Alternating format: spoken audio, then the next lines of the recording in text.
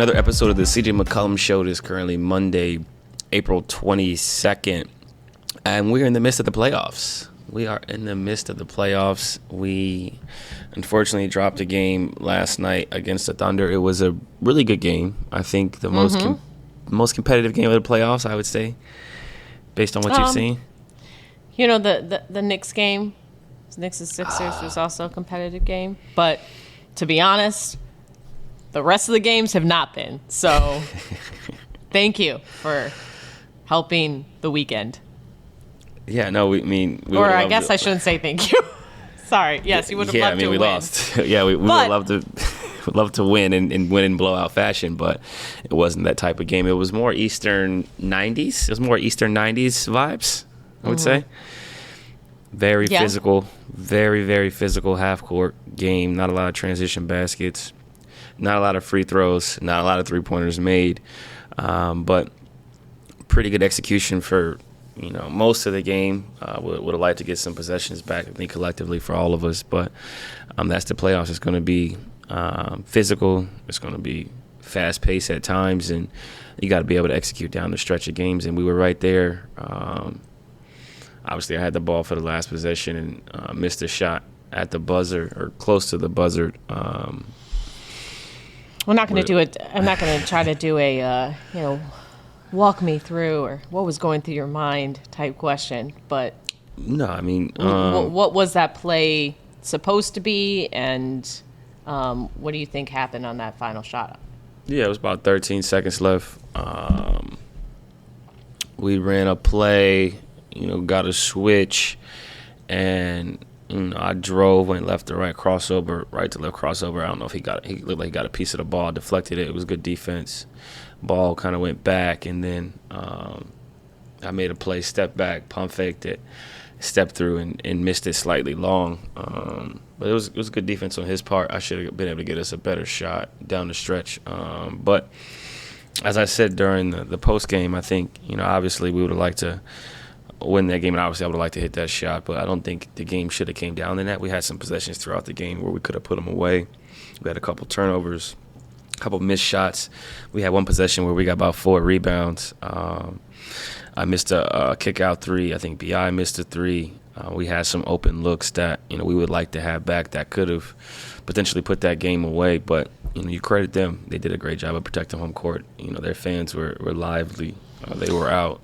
Yeah, that OKC fan base does know how to show up in the playoffs for sure. Yeah, absolutely. That is a loud atmosphere.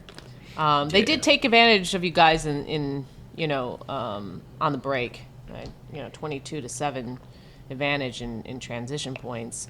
Jonas was huge for you guys on the offensive boards. Obviously, how do you call game ones in the playoffs? Do you approach it as a feel out game? Is that your mindset in playoff series? Yeah, I think both teams have a game plan, and they try to execute it based on a lot of what happened in the regular season, which is completely different. And, for us, we've obviously been playing games almost every other day up until this point, with the play-in and the implications of what led us to this point in terms of how close we were in the race. The Thunder obviously clinched first place. They had some back and forth, but I think Shea had missed some games down the stretch. Maybe something was bothering him from an injury standpoint. They were just kind of getting him ready for the playoffs, and they played well, I think, for us and for both teams. It's a bit of filling it out, figuring out rotations for playoffs. I think they played like 11 players, figuring out sets they want to run early in the game versus late, down the stretch.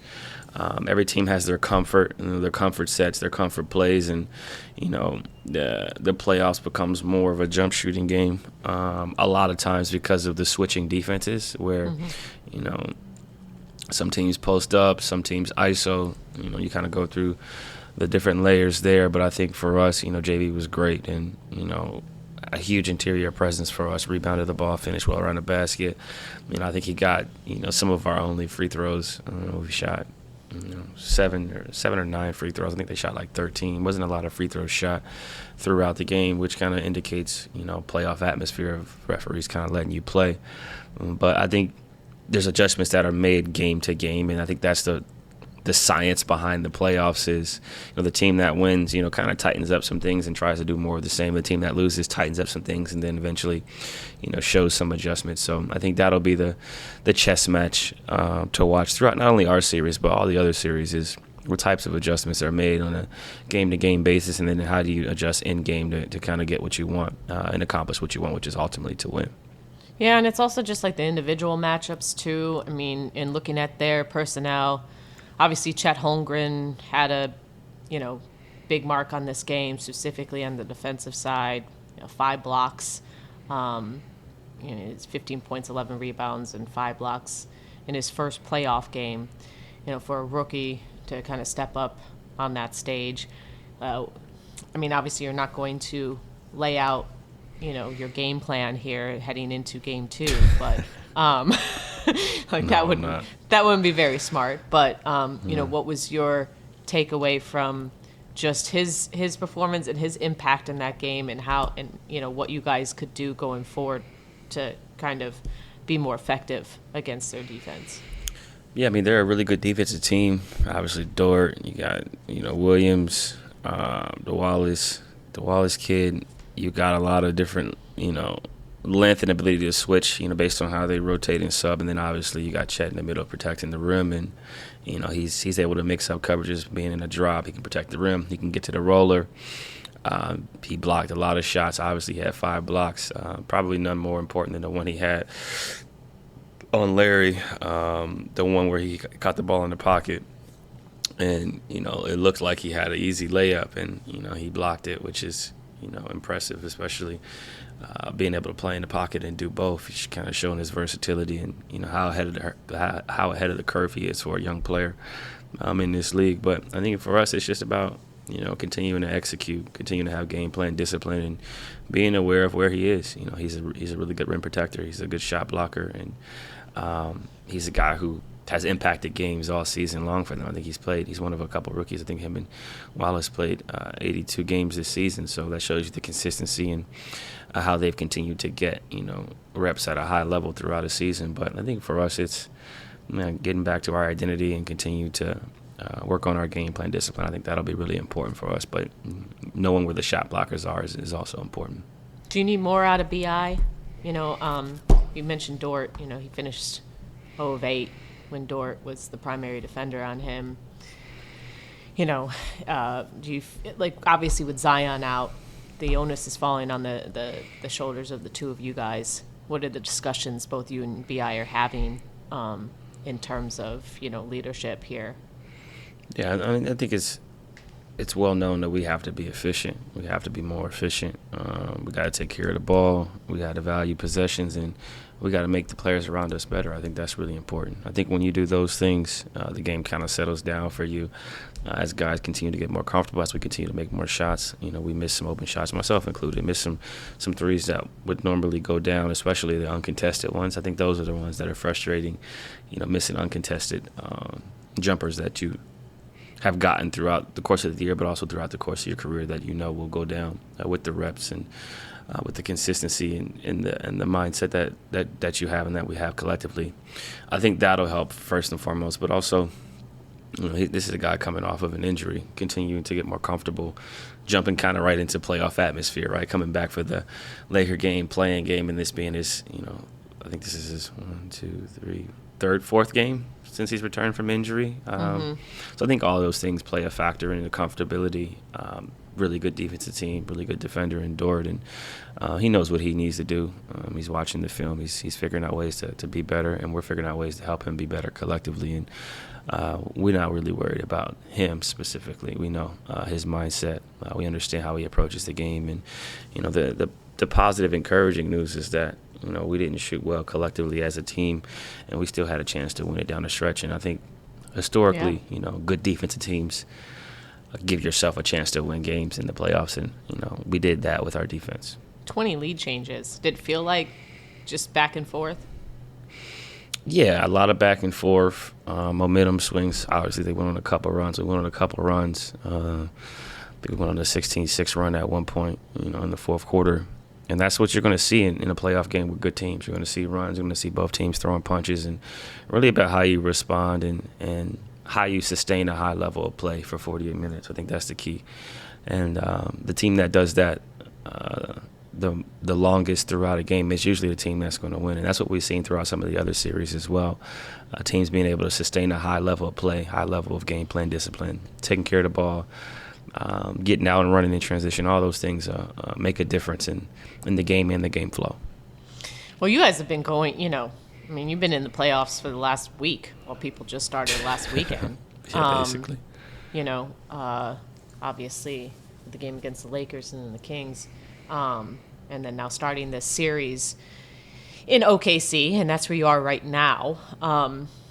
What's this feeling like, start of the playoffs, you're in between games, sitting in your OKC hotel room, like... mentally, what's the adjustment for you to go from, winner and in, winner out, into a 7-game series? No, I think it is a big difference because, in those games, it's essentially single game elimination, right? You lose, you go home. So you just kind of focus on, that moment, focus on that game. In a series, you obviously focus on that game in that moment, but there's game-to-game adjustments. You obviously are traveling. You're going from playing on the road to playing at home at some point. Both teams are going to make adjustments throughout the game. You have more time to kind of prepare. In the playing game, it was like, bam, game, right. Day off game. We get 2 days in between, so you have more time to kind of prepare and watch film. And I think, sometimes, teams and players get, paralysis by analysis, where they just kind of overanalyze too much. I think sometimes you watch the film, you take it for what it is, and you figure out how you can be better and move forward. And I think that's been my approach. Watch the game, figure out how I can be better on both sides of the ball, and kind of go from there, understanding that it's a long series. It's not the first to 1, it's the first to 4. And I think that's the mentality that I've always taken with the playoffs is, each game is a little different. The atmosphere is what it is, but in terms of execution, game flow, play calling, a lot of subtle changes will be made throughout individual games as you progress through a series. Did you watch any of the other playoff games? Is there any which game stood out to you the most? I watched some of the Sixers Knicks game. What did you did you see the Embiid play and injury live? Yeah, we had just finished practice, and I was coming in to turn on TV before I went in the shower, and I see them throw it off the backboard, and I was like, ooh. I know, right? I was like, ooh, that was nice. Oh, no. And then he held his knee, and I was like, oh, this isn't good. And then that look on his face when he was laying on the ground. Yes. He looked really nervous, and I know this isn't the first time he's left the game since he's returned, so I'm just hoping for the best for him. You never want to see players go through injuries, especially, this time in this part of the season, and we're seeing that consistently for a lot of different teams, and it's unfortunate. But I watched that game. I watched some of Dame in the Bucks against the Pacers. That was like right before us, so it was like watch some of it, and then our game started. And I watched a little bit of the Clippers Dallas, which was right before us. The flow of these playoff games has been interesting in terms of the timing of them, but also in terms of what we're seeing with the teams playing at home, essentially taking care of business to start. I think every team, they're 8-0, right? Every team that played at home won, and there was really only 2 games that were, single digits. Us and the Sixers. Knicks game were the only single-digit games. So that kind of shows you the talent level and how dominant the top seeds have been throughout the year, and how that's kind of carried over outside of our 2 series to the playoffs. I'm just glad that I was so happy to see Joel back in that game. But you brought up the fact that he looked scared. Lisa Salters had an amazing report, about the fact that she talked to him and how he has to learn how to trust himself again, because he hurt himself, since he's returned in that Pacers game, I believe. And that's kind of like what you saw you saw like, did something happen, or I felt something? Is it over? Like, you feel him just kind of like waiting for it to happen. And unfortunately, that's been kind of the case with him in the playoffs. It's just like it's a matter of when, not if, he's going to get hurt.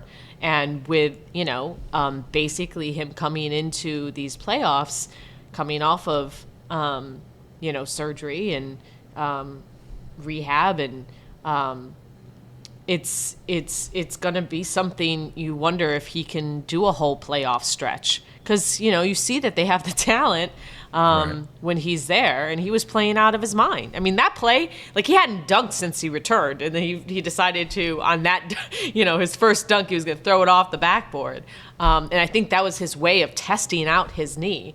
But like, does that ever happen to you? Like, for instance, with when you were dealing with your lung issues, were you having to battle mentally, like, can I trust it? And when you're in game, kind of help, like, prevent you from kind of being instinctual on the court?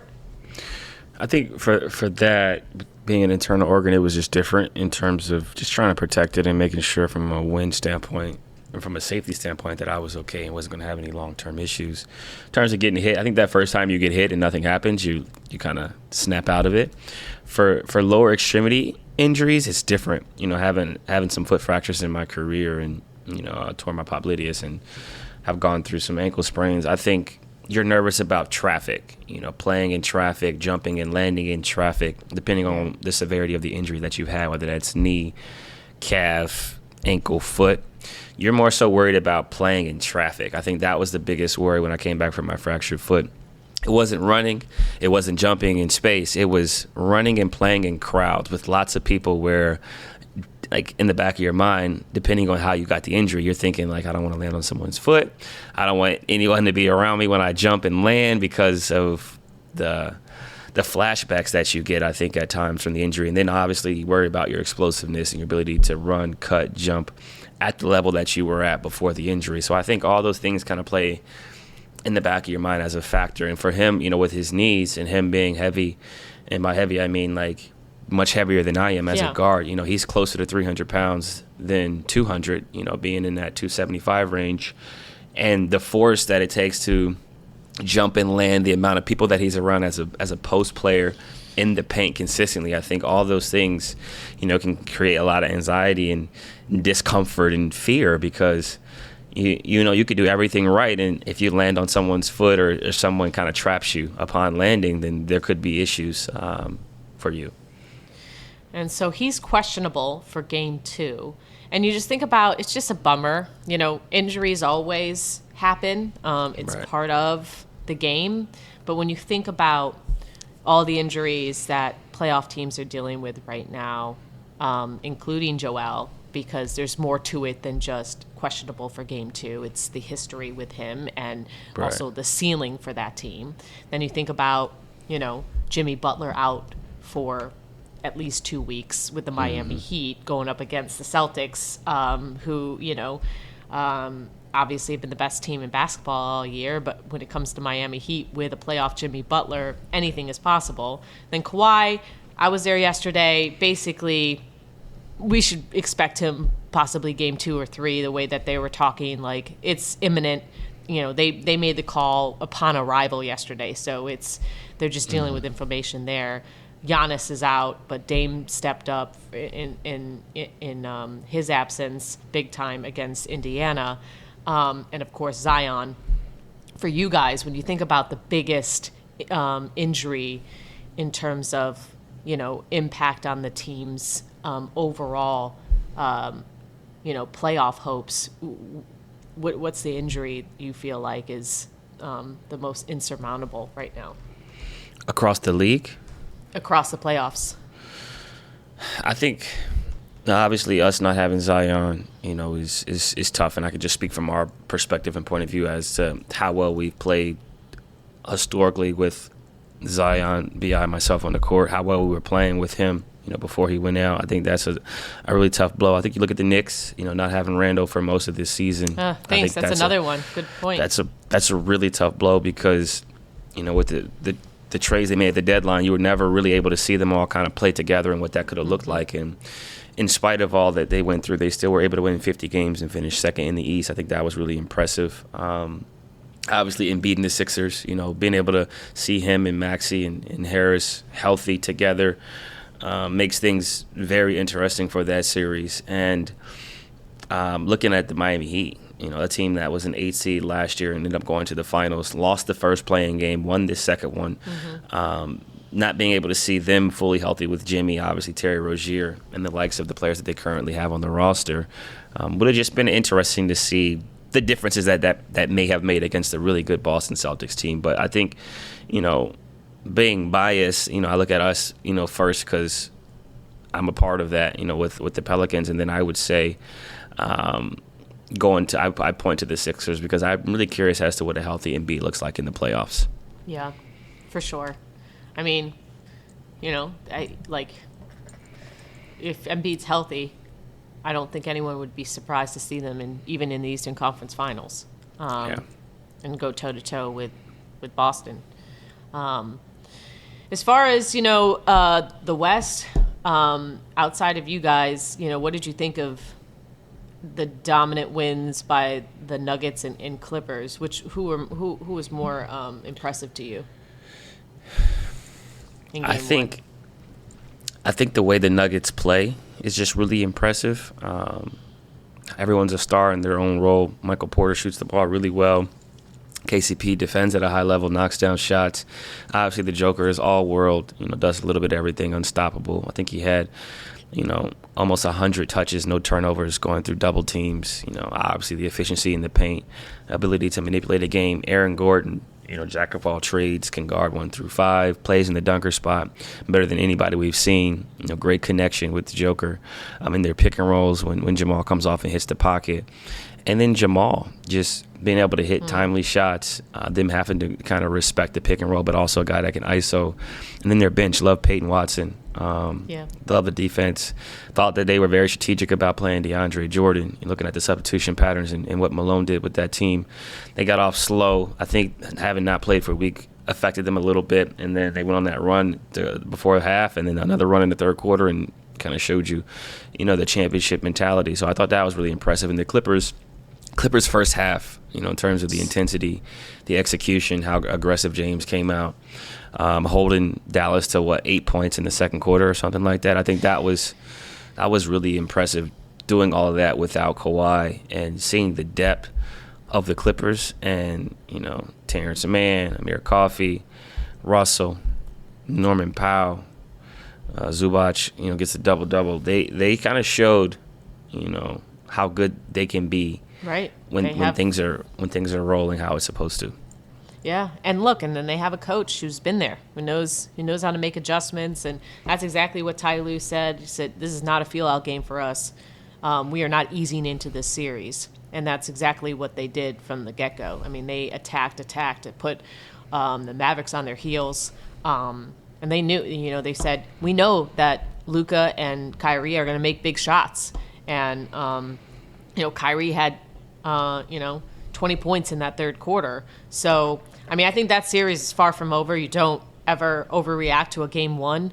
But, the Clippers look formidable for sure. They have 4 future Hall of Famers.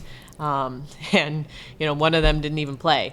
And the Mavericks, came into these playoffs looking like one of the better teams in the league, on quite a roll. But they got eaten alive by Zubac. So we'll see what kind of adjustments both Kidd and Ty Lue make. But that certainly is going to be a really interesting series. I don't see that one being a quick series in the least. And I don't think that they're going to be on their heels, the Mavericks that is, in game 2. And if they are, then I think that says something about more so the Clippers than it does the Mavericks.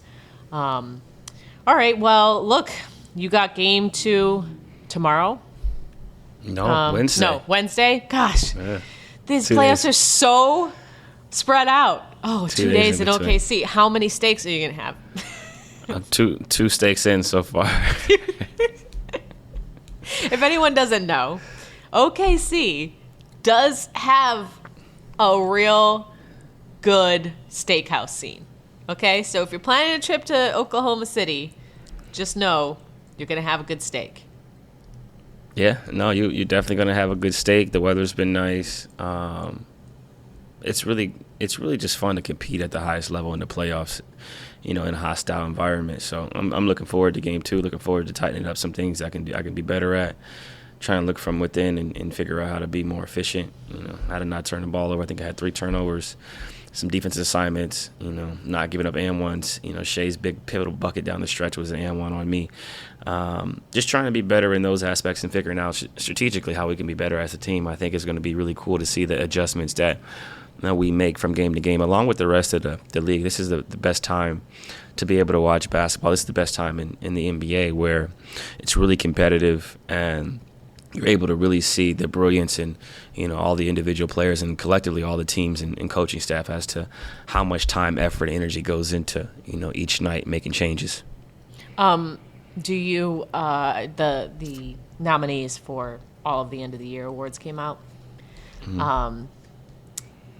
Do you feel like you're playing against this season's MVP right now? I think you could give it to any one of him, Joker, and Luka. So I think it's just a voter's decision. Like, he's an MVP caliber player. So is Luka. So is Joker. The stats are what they are. Gaudy numbers from all of them. I think it's just a matter of what the voter values, and it seems to change each year. So it's hard to say who's going to win. Joker's probably going to win, but I mean, Luka's basically averaging 35, 10, and 10, which is insane. And Shea just took the youngest team in the NBA to the first.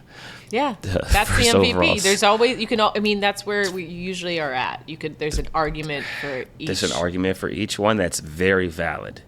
That is super valid and can be backed by facts, data, and evidence. So I think it's just that's showing you where this game is at today. That there's 3 different people who could literally win it, and the 4th is Joel, who was hurt, who could also have won it if he wasn't hurt, and you could have a great argument for all of them.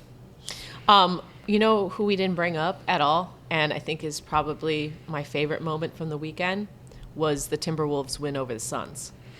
And Anthony Edwards talking to Kevin Durant, and Kevin Durant smiling, and in the post game being like, everyone knows that that's my greatest player of all time, and talking him up in the playoffs, and that competitive battle was one of the best moments of his life. And that was cool. So cool. It was so great. All the feels. And what do you think of Anthony Edwards? I mean, what a big personality he has. Kind of has a throwback style.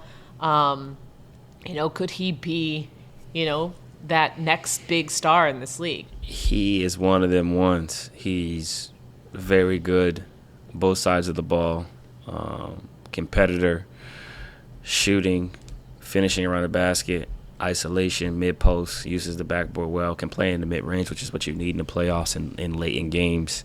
Has gotten so much more comfortable shooting threes off the bounce, whether that's ISO, pick and roll, transition. He's the real deal, and the sky's the limit for him. Once again, we want to thank all our listeners for tuning in to the CJ McCollum Show with me, CJ McCollum, and the Cassidy Hubbarth. Oh, I got a D. Thanks for joining us. Remember to hit the like button, subscribe on YouTube, and follow us wherever you listen to your podcast. Stay tuned for another exciting episode next week. We'll catch you then. And in the meantime, cheer for the Pelicans. Cheer for the Pelicans. And then you're going to get some cheers. I mean, OKC has a great home crowd, but I will tell you, your Pelicans home crowd during the playoffs, I'll put it up with anybody's in my experience there. So I'm sure you're itching to get home. It's going to be rocking, and we're looking forward to it. All right, good luck in game 2. I appreciate it. Thank you.